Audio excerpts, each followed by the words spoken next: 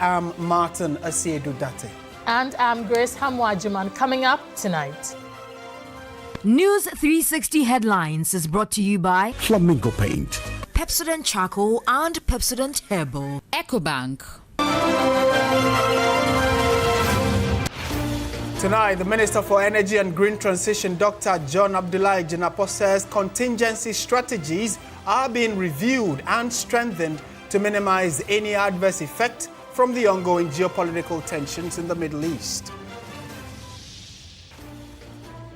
Also in the bulletin, Court of Appeal Justice Efiasa Wasari-Botwe raises concerns over systemic failures affecting criminal justice delivery in Ghana.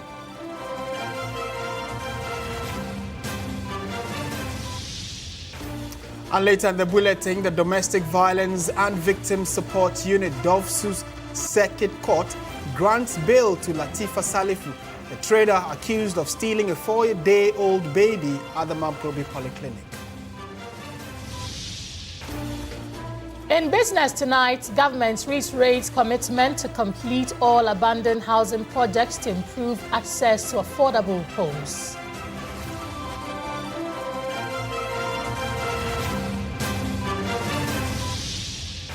And on the international front, U.S. submarine sinks an Iranian warship in the Indian Ocean with a torpedo.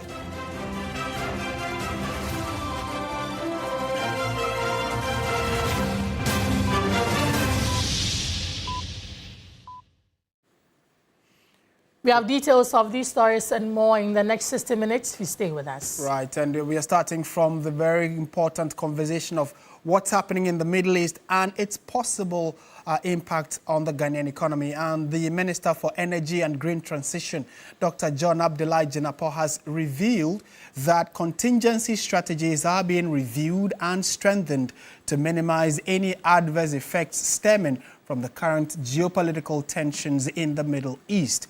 The minister directed the NPA as the downstream sector regulator to intensify market surveillance and maintain close coordination with industry players to ensure any anticipated supply disruptions are mitigated swiftly and effectively. He further urged all sector agencies to maintain adequate strategic fuel stocks, enhance monitoring of international developments, and ensure stable nationwide distribution. Government has assured the public of its full commitment to protecting Ghana's energy supply security, emphasizing that all necessary measures are being explored to ensure sustained fuel availability and to reduce undue hardship on consumers.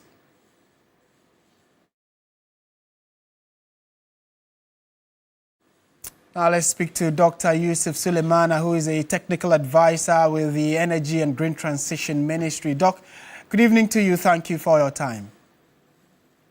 Yeah, good evening to you, Martins and Grace, and to your cherished listeners and viewers across the globe.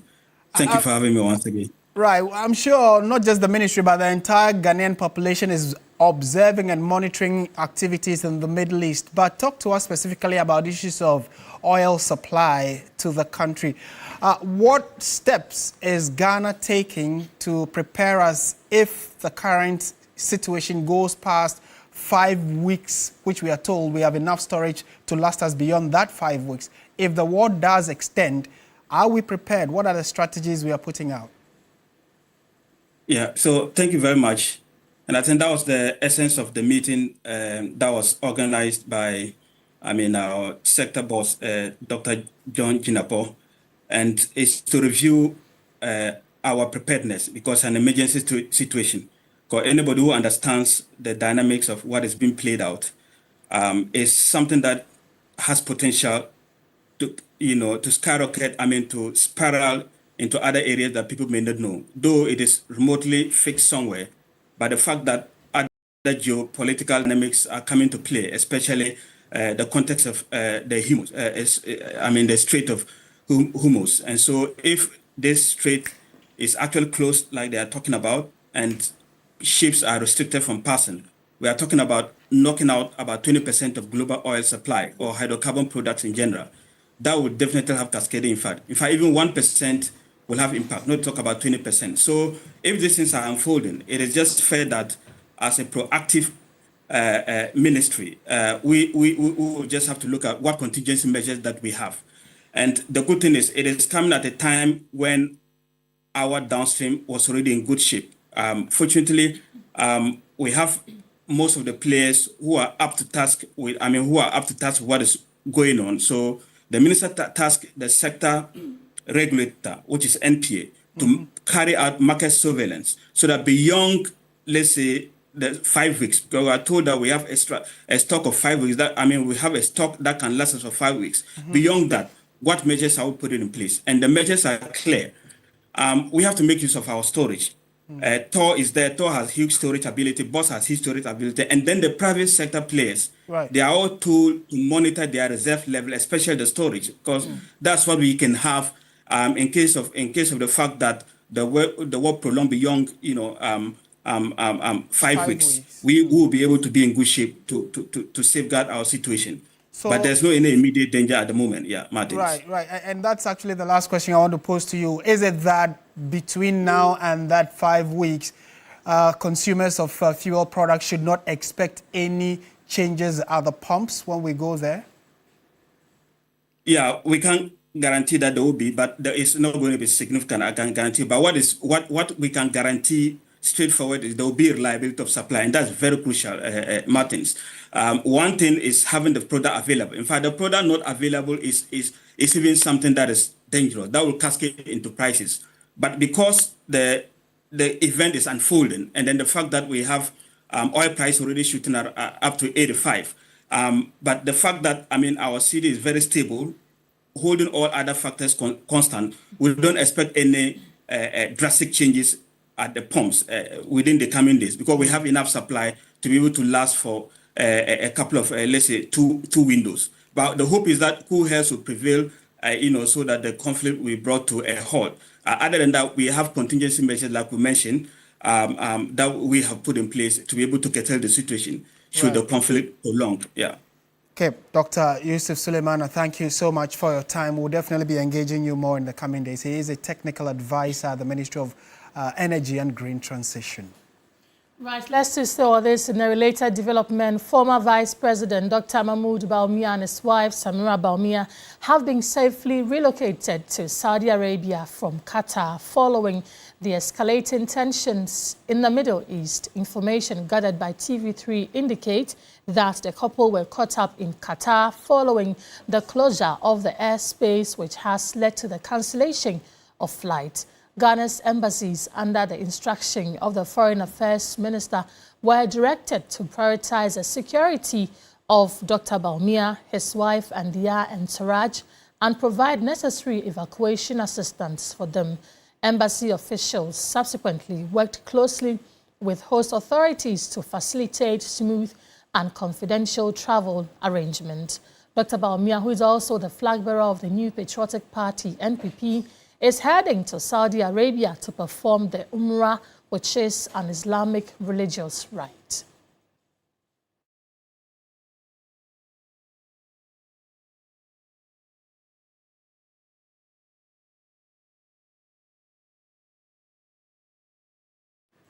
Right, let's move away from that and do some politics, because the Ayawaso East by-election was held peacefully on Tuesday, March 3, 2026. The election saw the NDC's Baba Jamal win the seat. Only 16,928 out of the over 50,000 registered voters turned out to cast their ballots. Baba Jamal will represent the constituency in the 9th Parliament, serving the unexpired term of Nazaturi Mahama, who passed away in January. However, there was a delay in announcing the results, which took almost 6 hours after the close of polls. For a constituency in the heart of the capital city, Accra, and with such low turnout, questions are being asked about whether the Commission piloted the electronic system promised at IPAC and what measures should be taken going forward to ensure early release of results.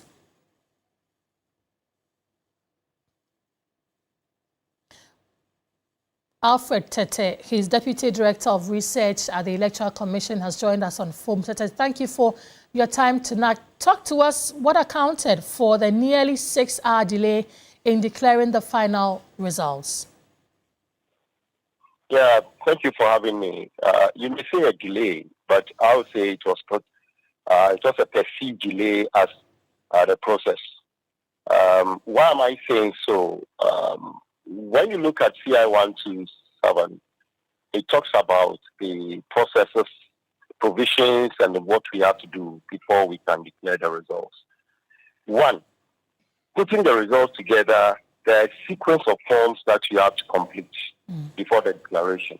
Okay, this involves the completion of the Form 1A, which we used to know as the pin sheet at the polling station. And then the figures on the pin sheet or the Form 1A is transferred onto what we call the Form 1C, which happens to be the collation center results sheet. Okay, so after those things have been done, then we can complete what we call Form 1G, okay, the summary of the results for declaration. People must note that in the process of putting the results together, we don't prefer or we don't allow speed to override accuracy. And that's one thing that we must know. So what we're doing was, as the law says, the results must be captured manually. That is what is in the law.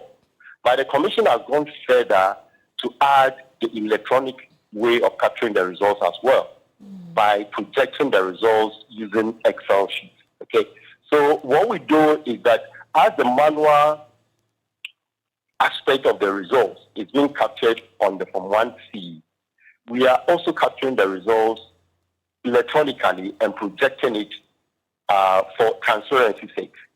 Now, after that has been done, what you have to do is to make sure that you reconcile the manual tabulation of the figures on the Form 1C and what has been done on the computer. Right. So that was what was going on. And then we realized that manually, when they finish, they use manual calculator to add the figures up. So can you hear me? Can you hear me? Yes, so we're in the era where there's a lot of the use of AI and digitalization.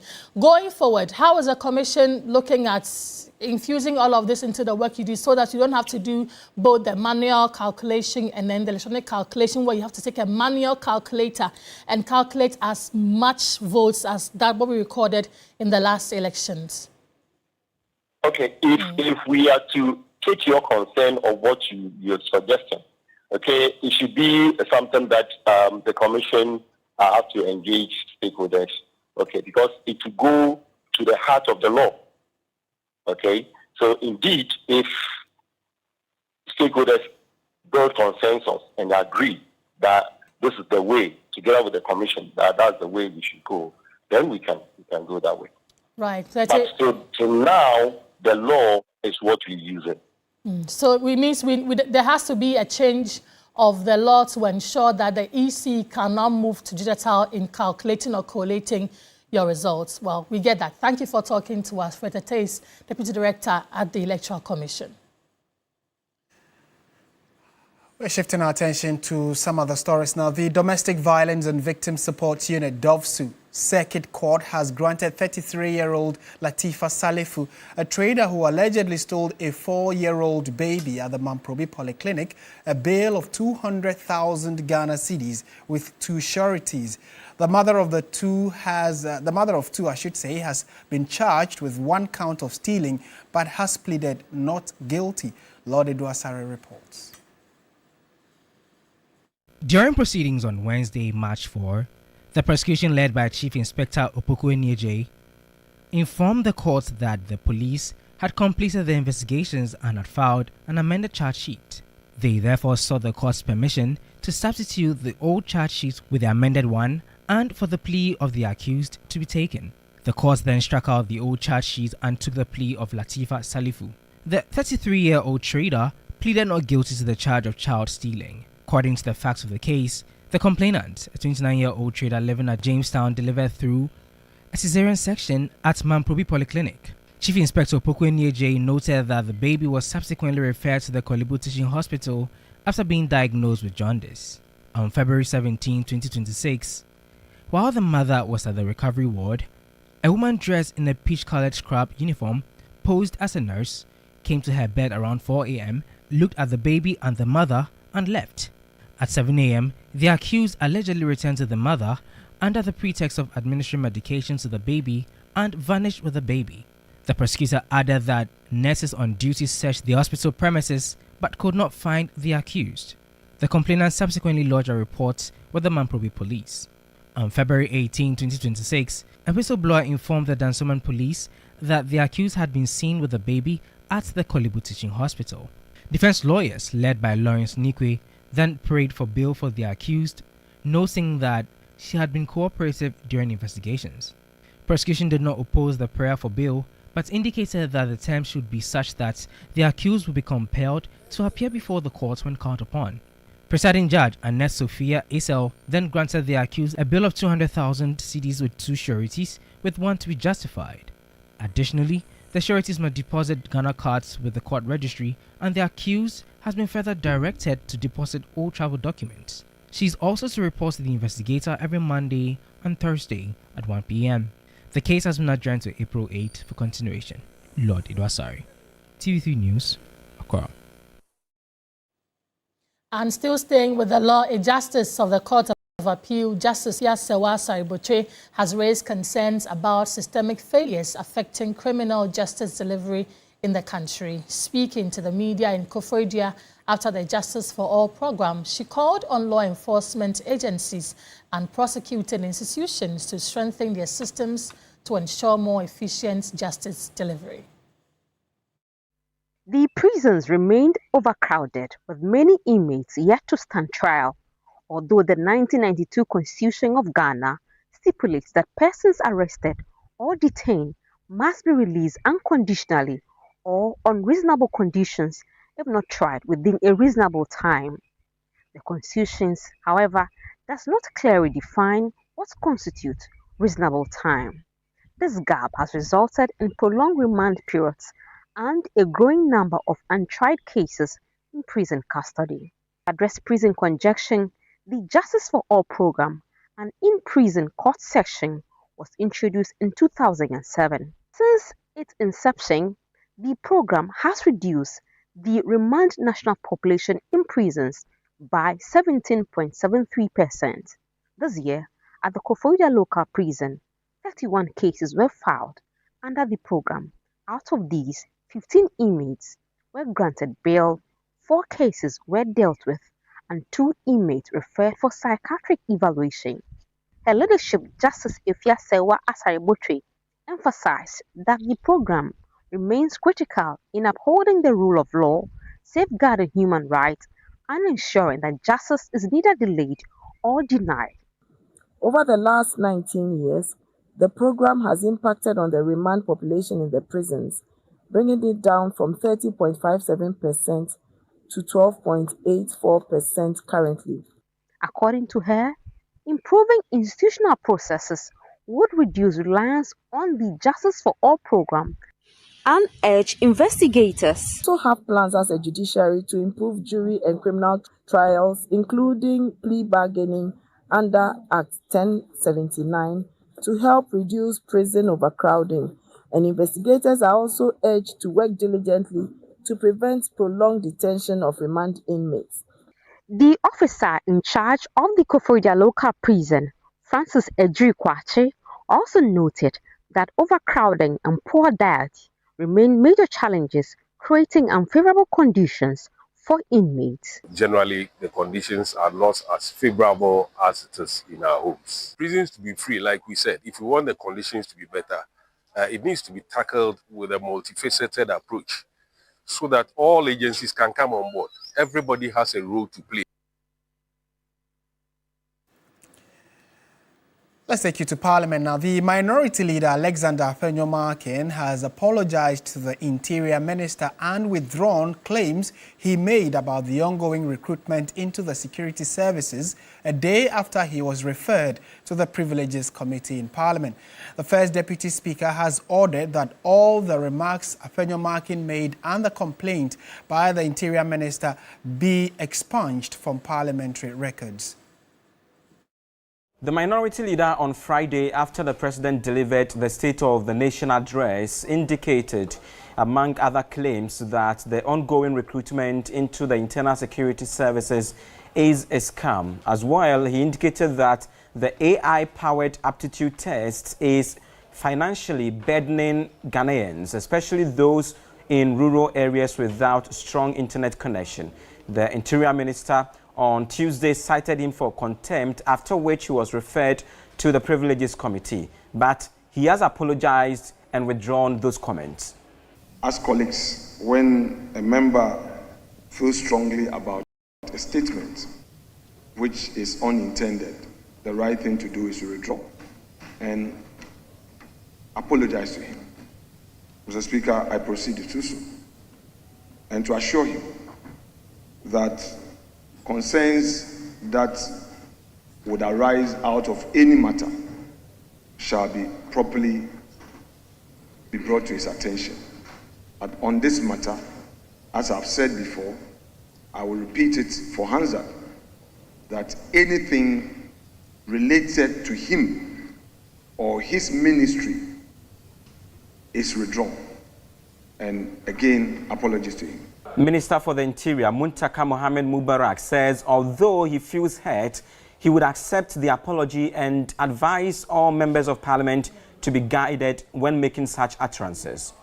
It is painful to be wrongly accused or your action to be misconstrued and be labeled differently from the intention that you have, especially when it's connoted with criminality and heavy wrongdoing. Who am I to say that I'm going to play God and I will not accept it? I accept it wholeheartedly, and I pray that this guides all of us. And if the debate or the comment made yesterday in any way was also hardship and the House decided that both or all that should be expunged, I think that may do all of us a lot of good. Consequentially, the First Deputy Speaker, Bernard Ahiafo, has dropped the referral of the Minority Leader to the Privileges Committee and also directed that the said comment he made be expunged from parliamentary records. This also includes the complaint made by the Interior Minister, which yielded in the referral of the Minority Leader to the Privileges Committee.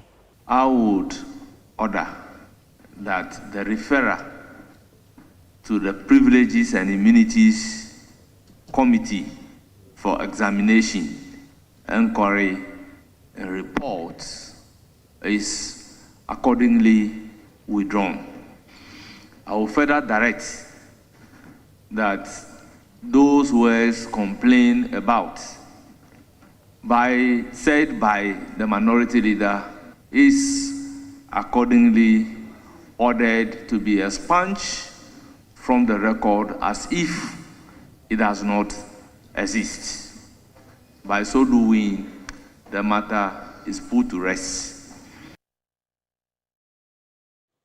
And Ghana and St. Kitts and Nevis have signed a visa exemption for both countries to deepen ties and cooperation. Prime Minister of St. Kitts and Nevis, Dr. Terence Michael Drew, has disclosed that President John Dramani Mahama's speech at the 2025 United Nations General Assembly played a key role in his decision to seek close engagement with Ghana.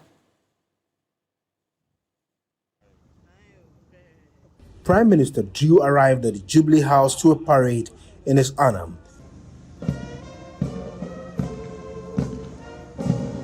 The two leaders, after exchanging the pleasantries, walked into bilateral discussions. The focus of the two leaders was cooperation in areas of health, tourism, education, and cultural exchange. For President Mahama, the visit by Prime Minister Drew reinforces his deliberate effort of a South-South cooperation. Today, there are some who seek for more neo-colonial structures that have held back the growth and the aspirations of our people. Some are bold to speak of a new form of colonization of resources that will enable them to sustain a Western civilization that serves their kind. As Africans, we cannot be ignorant of the devices of those who seek to work against our interests. Prime Minister Drew, on his part, says his visit is not just an ancestral trace, but a motivation of the persona of John Mahama. We believe there are tremendous opportunities before us to expand economic cooperation, encourage cultural exchange, promote educational collaboration, and create meaningful opportunities for all of our people, especially our youth. The two leaders signed 3 memorandums for a political consultation mechanism between the government of the Republic of Ghana and the government of the Republic of St. Kitts and Nevis. They also signed an agreement between the two countries for visa exemptions for holders of ordinary passports and a bilateral labor agreement between the two countries. President Mahama later held a luncheon in honor of the visiting Prime Minister. Distinguished guests, I'm pleased to announce that Ghana and St. Kitts and Nevis have agreed to extend our 2018 visa waiver agreement.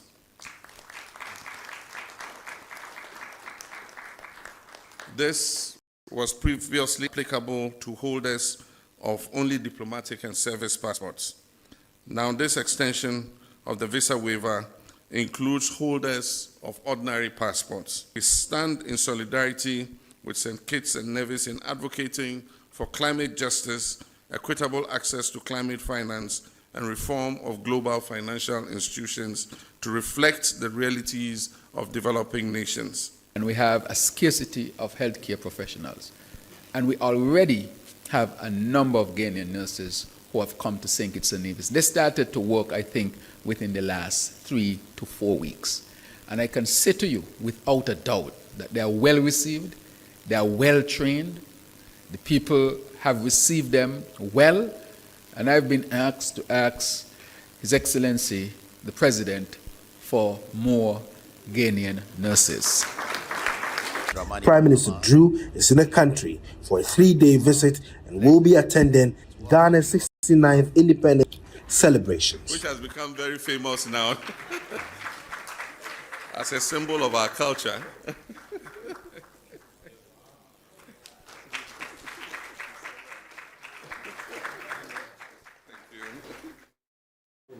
Right, so that's the president giving the Prime Minister of St. Kitts and Nevis a fugu. And today being the Wednesday that we are all being told or encouraged to wear fugu, you can see we are clad in ours here at Media General, celebrating the Ghana month as well. Away from that, Anglo Gold Ashanti Iduaprim mine in collaboration with the University of Mines and Technology, UMAT, and Lands in Mining and Allied Professions, Ghana, has organized the 5th edition of the Start Right and Well Mentorship Program for first-year students of UMAT. This year's program took place at the UMAT Takwa and Isikado campuses to introduce freshmen to a structured mentorship journey designed to unlock their potential. Irama Smith has more on this story. Delivering a speech on behalf of the Senior Manager Sustainability of Anglo Gold Ashanti Iduaprim Mine, Dr. Stephen Ajay, the Superintendent for Community Relations and Artisanal and Small-Scale Mining, Senyor Mensa Bwake, indicated that the company invested 17.2 million Ghana cedis in 2025 through its educational and youth development program to promote access to quality education and empower young people within the Takwa Insoye municipality. Dr. Bwake further highlighted the mine's broader investment in educational infrastructure, both within and beyond its host communities. He also outlined other impactful initiatives, including the establishment of the Inclusive Tech Laboratory in partnership with Inclusive Tech Group. The facility provides ICT training for persons with disabilities, with approximately 20 individuals trained at the center last year alone. Beyond technical skills, our mentorship programs such as Start Right, End Well, and Exit in Readiness have played an instrumental role in shaping UMAT alumni who are now contributing across various sectors in Ghana and beyond. Our investments also extend to infrastructure, with construction of 12-unit classroom block at the UMAT Basic School being an example. Vice Chancellor of UMAT, Professor Richard Amankwa, lauded the sustained partnership while commending the initiative. He noted that mentorship plays a critical role in shaping disciplined, forward-thinking professionals. The issue of mentorship, the issue of coaching is very important in growing the next generation of professionals. Some first-year students spoke to the news team.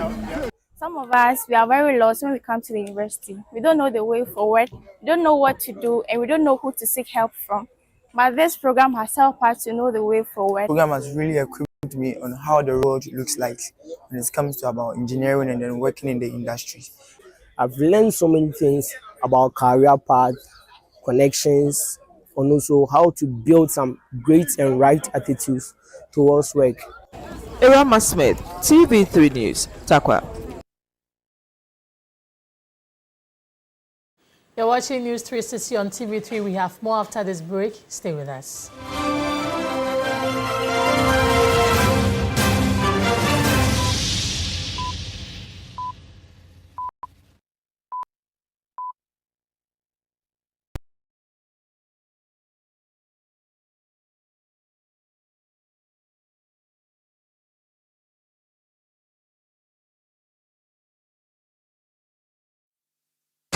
It's time to explore Ghana again. From 19th to 22nd March, join the Ghana Month Expedition. 3 regions, 4 days. Eastern, Ashanti, Central. We kick it off in the Eastern region. Chocolate experiences, fresh farm fruits, Safari Valley lunch with zebras and exotic animals, Bonsu Eco Park for canopy walks and ziplining, and then party at the Rock City Hotel. Ashanti takes over. Bonre Kente Museum, Kumasi Museum, Komfornochi Source Site, Lake Bosomtri for hiking adventures and sleepover at Rich Condos. Central brings the history at Singmanso, Cape Coast Castle, plus lunch by the coast. Then a Crown Resort vacation, quad biking, horse riding, water adventures. All this for 6,500 Ghana Cedi single, 5,500 Ghana Cedi shared rooms, and 10,500 Ghana Cedis couple. You're interested, right? Call now 0531 100927 or 0247 120 633. Ghana Month Expedition,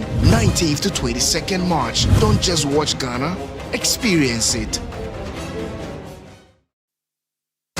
It's time to explore Ghana again. From 19th to 22nd March, join the Ghana Month Expedition. 3 regions, 4 days. Eastern, Ashanti, Central. We kick it off in the Eastern region. Chocolate experiences, fresh farm fruits, Safari Valley lunch with zebras and exotic animals, Bonsu Eco Park for canopy walks and ziplining, and then party at the Rock City Hotel. Ashanti takes over. Bonre Kente Museum, Kumasi Museum, Komfornochi Source Site, Lake Bosomtri for hiking adventures and sleepover at Rich Condos. Central brings the history at Singmanso, Cape Coast Castle, plus lunch by the coast. Then a Crown Resort vacation, quad biking, horse riding, water adventures. All this for 6,500 Ghana Cedi single, 5,500 Ghana Cedi shared rooms, and 10,500 Ghana Cedis couple. You're interested, right? Call now 0531 100927 or 0247 120 633. Ghana Month Expedition,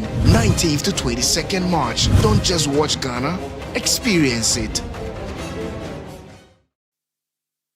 It's time to explore Ghana again. From 19th to 22nd March, join the Ghana Month Expedition. 3 regions, 4 days. Eastern, Ashanti, Central. We kick it off in the Eastern region. Chocolate experiences, fresh farm fruits, Safari Valley lunch with zebras and exotic animals, Bonsu Eco Park for canopy walks and ziplining, and party at the Rock City Hotel. Ashanti takes over. Bonre Kente Museum, Kumasi Museum, Komfornochi Source Site, Lake Bosomtri for hiking adventures and sleepover at Rich Condos. Central brings the history at Singmanso, Cape Coast Castle, plus lunch by the coast. 1, 2, 3, let's go.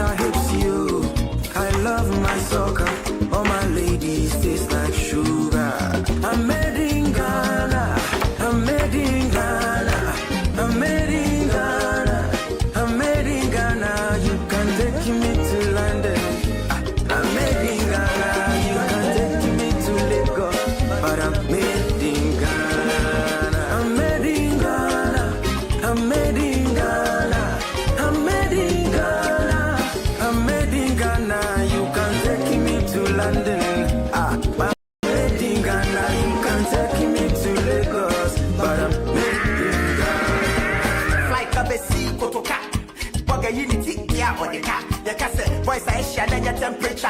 Now you put from one some pocket pressure.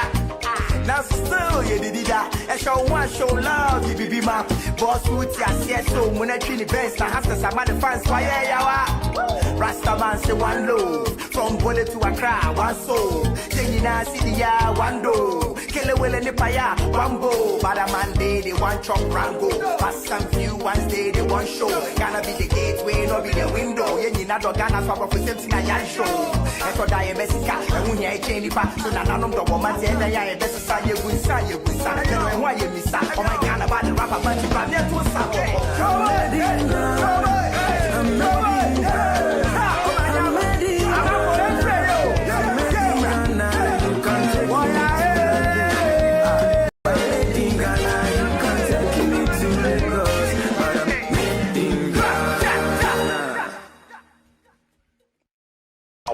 Michael Obodu. Now, government says access to affordable housing will soon become a reality for many citizens. It says this will be achieved through renewed efforts to complete stalled and abandoned housing projects across the country. Ghana continues to grapple with a housing deficit estimated at about 2 million units. Despite the growing demand, several affordable housing projects have remained uncompleted, raising concerns about successive governments' commitment to addressing the shortfall. At the National Home Ownership Fair in Accra, the government reiterated its pledge to revive and complete abandoned housing developments nationwide. From the outset, government has pledged to complete all ongoing housing initiatives, beginning with the long-delayed projects such as the Sagleme Affordable Housing Project. This commitment signals a determination to finish what was started and to unlock stalled investments in the housing sector. Meanwhile, the Chief Executive Officer of the National Home Ownership Fund, the state agency established to tackle one of Ghana's biggest housing challenges, access to affordable mortgage financing, indicated that plans are underway to introduce single-digit mortgage rates. He said the move is aimed at making home ownership more attainable, particularly for low and middle-income earners. Through the prudent management of the economy, interest rates have declined significantly. As a result, the interest rate under the National Mortgage Scheme is projected to hit a single digit. This means that many more Ghanaian workers will qualify to access mortgage. Not only that, monthly repayments will also be affordable. Now, Ghana is taking bold steps to close its housing gap. The National Home Ownership Fair 2026 has launched its maiden edition, opening new doors for Ghanaians to proudly own their homes. This two-day event showcases unites real estate leaders, government agencies, and stakeholders to unlock opportunities in housing financing for both the formal and informal sectors. With Ghana's housing deficit at 1.8 million units, the fair is more than an event, it is a movement. In a bid to address the challenges, the Minister for Works, Housing and Water Resources, Kenneth Gilbert Ajay, revealed plans to roll out housing units across districts, while commending the initiative. Government is also decentralizing housing delivery to ensure that housing delivery is inclusive. Opportunities will no longer be limited to Accra, Kumasi, Tamale, and other major cities.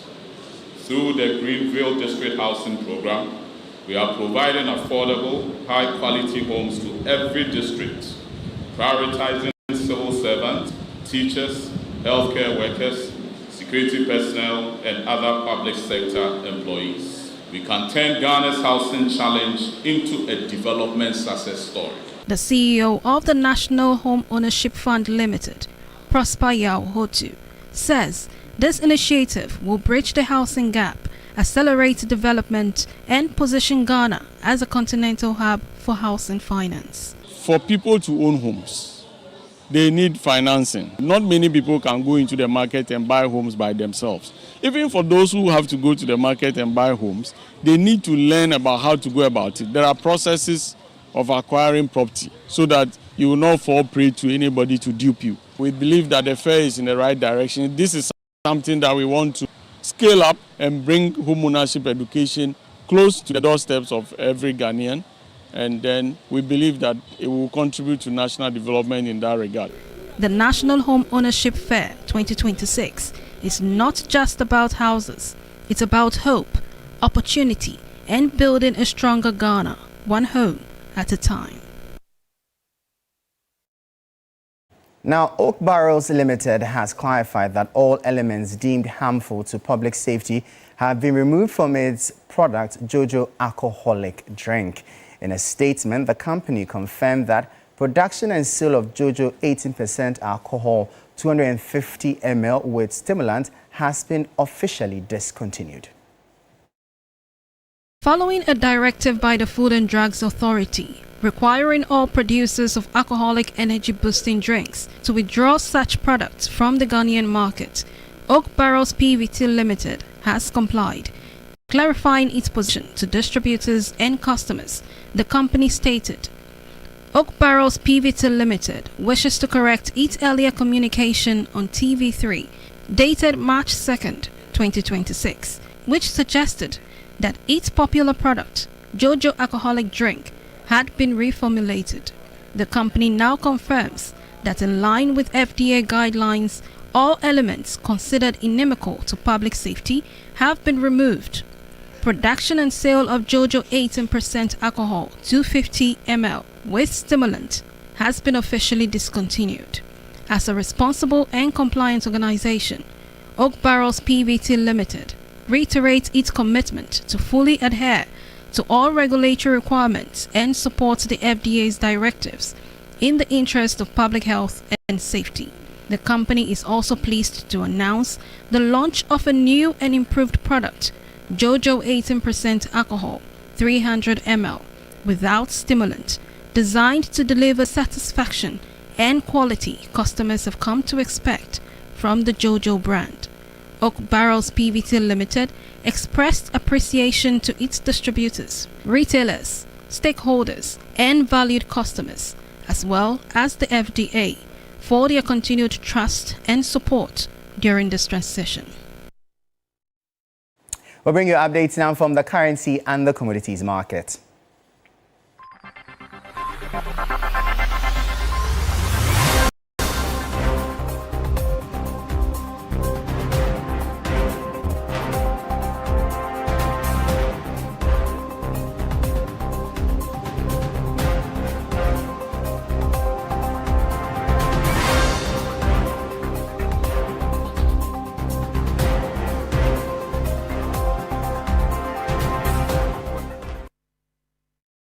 And that'll be all for the business segment here on News 360. I am Michael Obodu. Up next, the sports.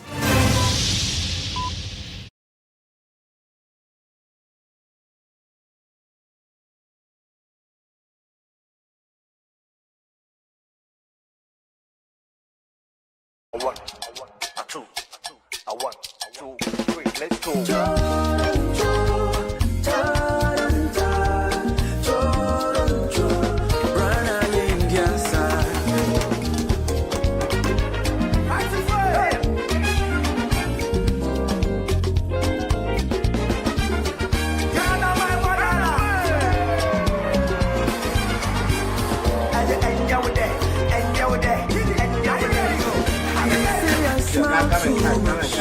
I'm way too hot. I'm too spirited. I'm cool tempted. This is my chance to see you. My girls are hips you. I love my soccer. All my ladies taste like sugar. I'm made in Ghana. I'm made in Ghana. I'm made in Ghana. I'm made in Ghana. You can take me to London. I'm made in Ghana. You can take me to Lagos. But I'm made in Ghana. I'm made in Ghana. I'm made in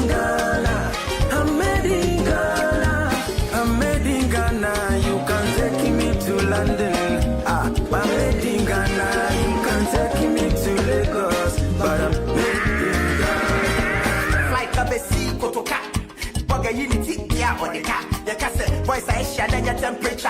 Now you both from one some pocket pressure.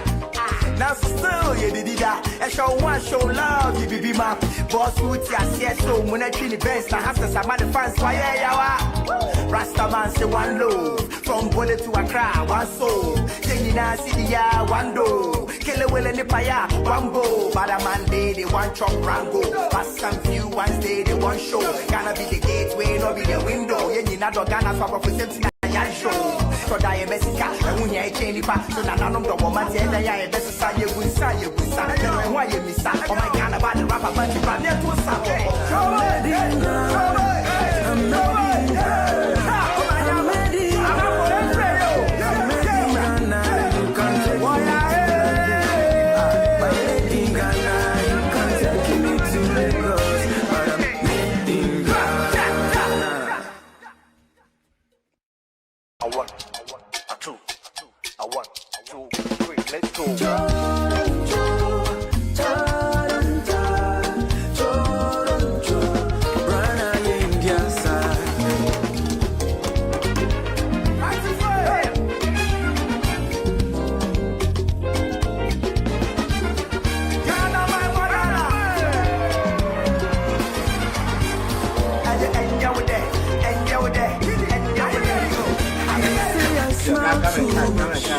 I'm way too hot. I'm too spirited. I'm cool and bad. This is my chance to see you. My girls are hips you. I love my soccer. All my ladies taste like.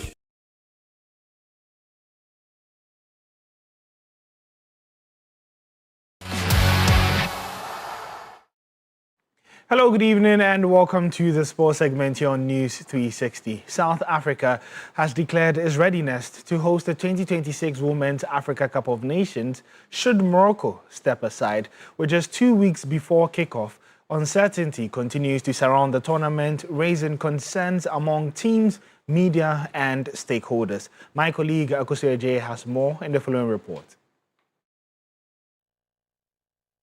Uncertainty continues to cloud the 2026 edition of the Women's African Cup of Nations, with the tournament scheduled to kick off on March 17, 2026.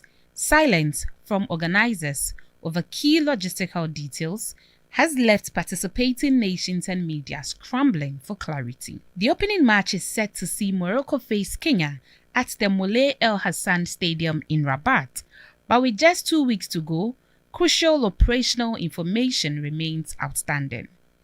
The situation has now drawn a firm response from South Africa's Minister of Sport, Gayton McKenzie, who says the country is ready to step in if Morocco does not proceed with hosting duties. But if they are not ready, we want to tell them we are not a country with no stadiums. We are not a country with no infrastructure. We as South Africa will never be held hostage by countries that have less than what we have. We will not allow women's football to be. How in this day and age, people are scared to say it. I'm not scared to say it. If Morocco is not going to host it, South Africa, as the Deputy Minister said, we are standing ready. This year's WAFCON is not only Africa's premier women's football event for the historic 16 participating countries, but it will serve also as a 2027 Women's World Cup qualifier. Any disruption could have significant implications for teams preparing for the global competition. As a result, 2022 WAFCON winner and coach of South Africa's senior women's national team, Desiree Ellis, is frustrated with the lack of information flow. She bemoans the treatment and handling of women's football on the continent. Someone is listening if they can just give us a yes or a no. Because after the 7th, it becomes very difficult because the other dates belong to the tournament, so you can't keep the players. It's not a FIFA date where you can keep the players like an international FIFA date where it's a women's calendar date where you can play friendlies like we are now, because it was from the 25th to the 7th of March. After that, it's the tournament dates, and if we don't hear anything, we can't keep players because clubs can recall their players. I know other countries have already recalled, clubs have already recalled their players. And some players haven't even flown to their countries because of the uncertainty. And it's not really fair. I'm just going to raise one question. Would this happen in the men's game? Meanwhile, CAF's head of communication and TV, Noon Law September, has reiterated that CAF will communicate within the next 48 hours on the situation regarding the WAFCON. With just days remaining before kickoff, stakeholders across the continent will be hoping for swift confirmation that the tournament will proceed as scheduled or otherwise. Or we would await the updates from the Confederations of African Football concerning the Women's AFCON. That's how we bring an end to the news, sports news here on News 360. My name is Oreku Ampofu.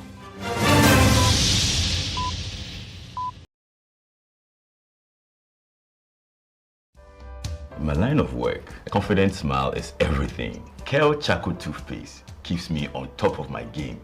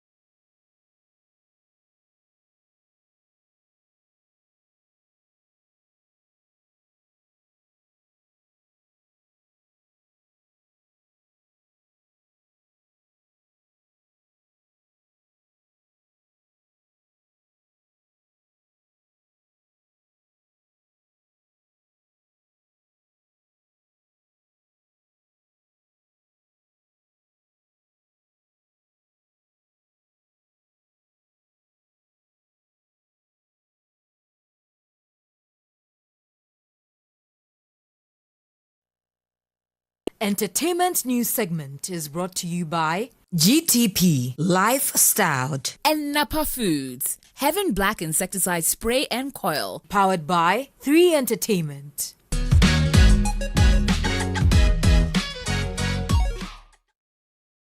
Good evening. Good evening and welcome to the Entertainment News segment here on News 360. My name is Noella Donko.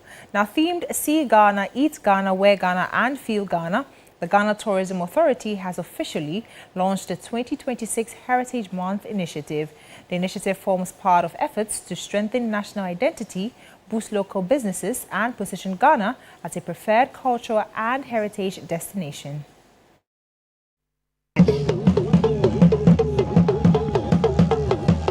Since its inception, the Heritage Month initiative has been key in driving economic growth through sustainable tourism while celebrating and promoting Ghana's rich cultural heritage to the world.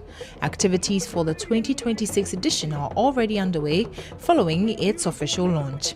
The event brought together key stakeholders within the tourism, culture, and creative arts industry to outline plans for the month-long celebration. Speaking at the launch, the Minister for Tourism, Culture and Creative Arts, Abla Jifa-Gomashi, highlighted the importance and impact of the celebration, emphasizing its role in promoting national identity and boosting local enterprises. Why must Ghana set aside a month specifically to celebrate its heritage? We do so because culture must be preserved deliberately. In a rapidly globalizing world where identities can easily be blurred, we must consciously preserve, protect, and promote what makes us uniquely Ghanaian. It is our contribution to the world. A Heritage Month gives us the space to educate our young people, to rekindle pride in our traditions, to spotlight our creative talents, to support our artisans, and to project our authentic story to the world. Now to some more stories. MultiChoice Ghana has celebrated 5 years of Aquaba Magic, with managers assuring viewers of more content in the future. Now the anniversary marks 5 years of impactful television through Ghanaian storytelling while creating opportunities for local movie industry. Magic was birthed during the COVID-19 pandemic with the aim of giving the Ghanaian film and television industry a platform to showcase its works. Aquaba Magic has over the last 5 years created hundreds of content for its viewers while also generating employment opportunities for many Ghanaians. The head of Aquaba Magic channel, Nosi Sado, shared insights into how the channel started during the COVID-19 pandemic. From the very beginning, Aquaba Magic set out to fill a critical gap in Ghana's media landscape. Before our launch, filmmakers and producers had long sought a stable, high-quality exhibition platform for local content, a space where Ghanaian stories, languages, and talents could shine consistently. The managing director of MultiChoice Ghana, Alex Ochiri, said the storytelling and cultural creativity of Ghanaian actors and producers on Aquaba Magic are appreciated across Africa. Outside Ghana, people watch the content that we have on Aquaba Magic in West African countries, East African countries, Southern African countries. There was actually a story of one of the content we showed, and a South African country wanted to actually adapt it to their local audience, right? So the uptake has been good. Actor James Gardiner, who was among the actors present at the event, shared the impact Aquaba Magic has had on Ghana's movie industry since its launch. Once there's an inlet, there has to be an outlet. And this is one of the places that has helped the industry for quite some time, even before the Aquaba Magic channels were instituted. So once again, I want to say a huge congratulations to them, and I want to say a big thank you for giving our producers an exhibition platform to make a business out of their films. Since its inception, Aquaba Magic has contributed greatly to the revival of the local movie industry. Well, that's it for the Entertainment News segment here on News 360. My name is Noella Donko. And that's how we bring the bulletin to an end. Thank you so much for watching. I am Martin Asiedu Date. And I'm Grace Hamuajuman. Thank you for joining us. Good evening.